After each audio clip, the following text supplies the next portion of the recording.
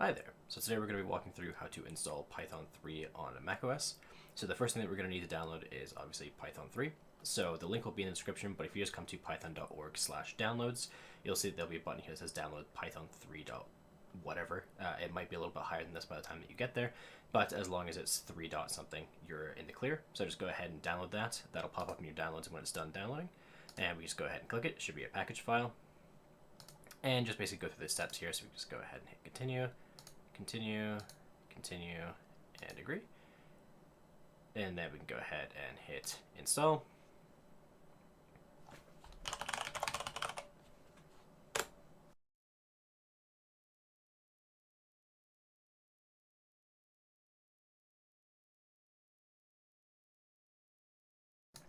Okay, so at this point we can go ahead and we can just hit close on here. There'll be a thing that pops up that says move the trash, and we can just go ahead and do that. You can just feel free to close this window. We don't need the Safari window. Actually, we'll just minimize that for a second here. And so from here, what we're going to want to do is we're going to want to open up a terminal. So if you currently already have a terminal open, you will need to close it and you'll need to reopen it. So the easiest way to get to a terminal is just to open Spotlight Search. So you can either click the little search icon in the top here, or you can go ahead and you can hit the Windows key plus space. And then you're just going to want to start typing in terminal, and it'll pop up here. And from here, what we can do is we can go ahead and type in Python 3 and then hit enter. And we'll get a thing that says Python 3.10 or whatever Python version number you just downloaded from there. If you get a message saying that you need to download build tools, more likely than not, you probably already had a terminal window open. So just make sure you come down to the bottom here, right click and hit quit, and then try it again and see if that works. If that doesn't work, then you need to reinstall Python because it means that Python didn't install correctly. Now from here, what we're going to go ahead and do is you can press Control or Command and then plus Z, and that'll suspend the process.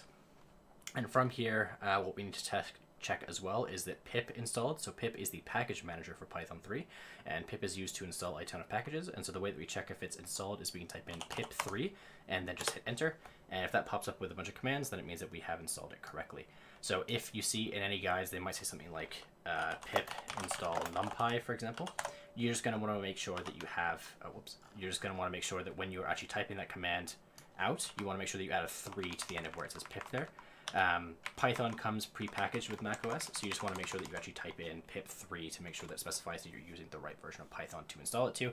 Otherwise, it'll use the one that's pre-installed on your system, and that can cause some issues. And the next step is optional, but I would highly recommend installing some sort of code editor such as Visual Studio Code. So I've gone ahead and I've downloaded it. The link will be in the description for downloading Visual Studio Code. If you just come down here, just go ahead and click on the download for Mac. You'll see it's right here. If we go ahead into the downloads and we click it,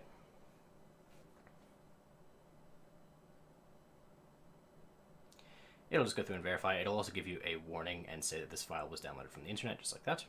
If we go ahead and hit open now. Okay, so some of the footage of the first time opening was a little bit weird, but basically if you just come through and with your Visual Studio Code, once you've gone through and downloaded it and run it, basically what you're going to be looking for is there's a little set of boxes on the left hand side here, so you're just going to want to go ahead and click that to go to the extensions. And from there, if you just type in Python, there'll be a couple of different options. So I highly recommend installing this first one, which is by Microsoft itself. You'll see there's a blue check mark that says Microsoft. You can just go ahead and install that, and that'll be really good for beginners. If you're a little bit more advanced, I would highly recommend installing the Python extension pack. This just includes some really handy tools in here. The most important one, as far as I'm concerned, is auto docstring.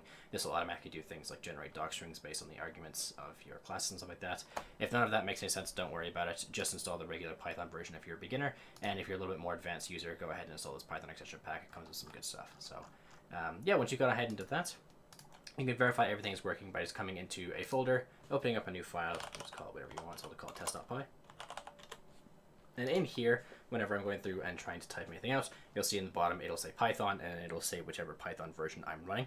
And I can just go ahead and I can just say, start typing in some code, so something like from math import radians as a good example of this. Just some sort of valid Python code. And if you see that there's all the stuff is being highlighted and all the different words are showing up and everything like that, then it means that everything has been set up correctly and you are good to go. So thank you for watching, and I'll hopefully catch you in the next one.